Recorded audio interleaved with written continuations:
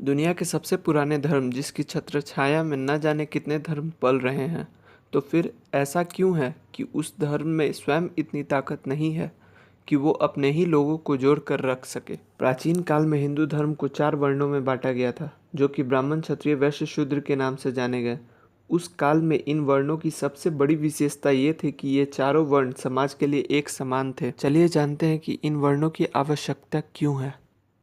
मान लीजिए आज के आधुनिक युग में कोई आदमी पशुओं के चमड़े का व्यापार किसी दूसरे आदमी से करता हो, जिसके जूतों की फैक्ट्री हो, और वो आदमी उन चमड़ों से जूते, बेल्ट आदि चीज़ों का निर्माण करवाता हो, और जब ये चीज़ें मार्केट में बिकती होंगी तो उससे गवर्नमेंट को टैक्स मिलता हो, और वो टैक्स बाद में अन्य देशों से व्यापार और अपने देश के सुधार के लिए उपयोग किया जाता होगा। दोस्तों, अगर इस एग्जाम्पल को हम प्राचीन काल में लें तो वो आदमी जो चमड़े का व्यापार करता है वो कोई शूद्र होगा, और जो गवर्नमेंट होगी वो किसी राजा की होगी, और बाद में वही टैक्स देश के लिए यूज़ किया जाता होगा।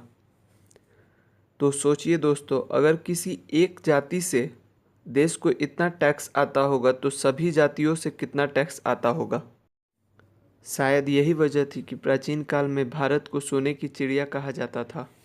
हिंदू धर्म की सभी जातियाँ, चाहे वो चमार हो, मूर्तिकार हो, लोहार हो, बनिया हो, यादव हो, या फिर राजपूत हो, या फिर कोई अन्य जाति, अपने अपने तरीके से भारत माता को सोने की चिड़िया बनाने में हमेशा तत्पर रहती है।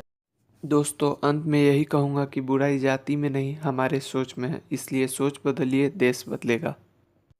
अगर आपको हमारा ये वीडियो पसंद आया तो सब्सक्राइब ज़रूर करें।